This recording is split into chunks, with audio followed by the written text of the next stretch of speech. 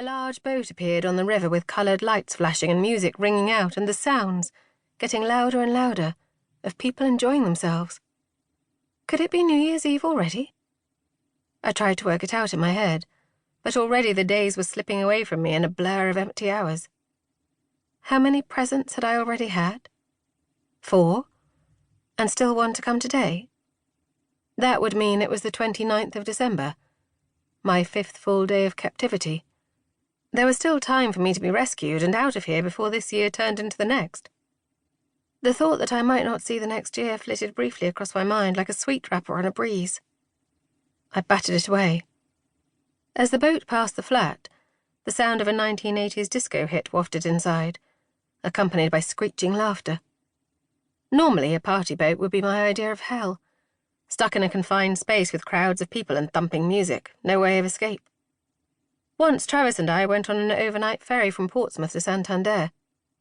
The vessel was the size of a small town, yet still I couldn't fight off that fear of being trapped once it pulled away from the harbour, knowing I couldn't get off until we docked again.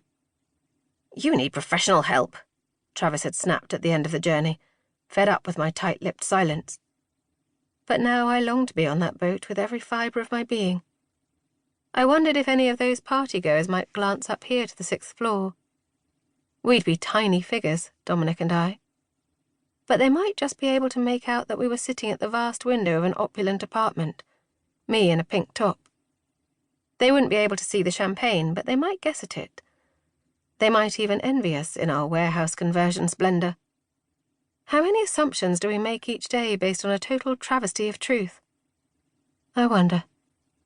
And now it was that time again, the moment that had become the focal point of our day.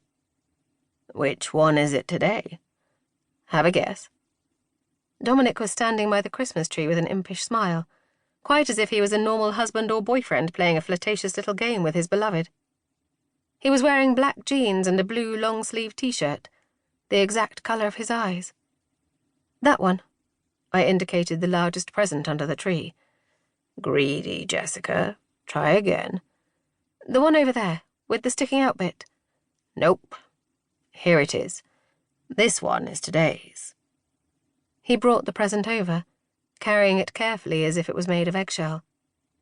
Definitely a book, I thought. Even through the thick wrapping paper I could feel its sharp corners.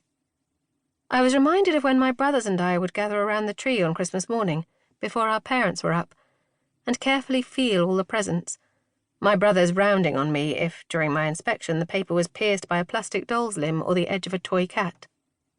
When the paper came off, it was revealed to be a hardback of Bleak House. At first I thought the title might be Dominic's idea of a joke. Then I opened it. There was an inscription on the title page.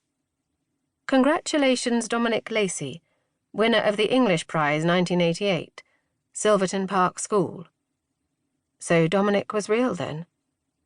I know it shouldn't have been a surprise, yet somehow it was. All the stuff he'd told me before about his sister and his parents, I'd been able to convince myself it was fiction, a story he was spinning to freak me out. Somehow this book, with its message in blue ink with big, loopy writing, made him real. "I bet you're a model pupil at school, Jessica." His tone was teasing, gentle. The memory of yesterday's stinging slap to my cheek and this morning's smoothie was fading as if it had happened to someone else. I found I wanted to talk. I remembered a documentary I'd once seen where they interviewed a girl who'd been kidnapped and held for a few days in a huge iron pipe. "I kept talking about myself. I knew I had to show him I was human," she said. "Then it would make it harder for him to kill me. I wouldn't say model. I was too odd for that. I never quite got the hang of class participation. I'd be mute when asked a question and then suddenly start spouting when something occurred to me. The teachers didn't like that. They thought I was being rude." Dominic was nodding. Encouraging, desperate to add an anecdote of his own. "My teachers didn't much like me either. Dominic is a bright boy, but perhaps not as bright as he thinks he is. All except Miss Fullerton. She was my English teacher in my last year at primary school. I wrote a story about a boy with magical powers. He could make people disappear just by looking at them. She got me to read it out in assembly and gave me this prize." He held up the book.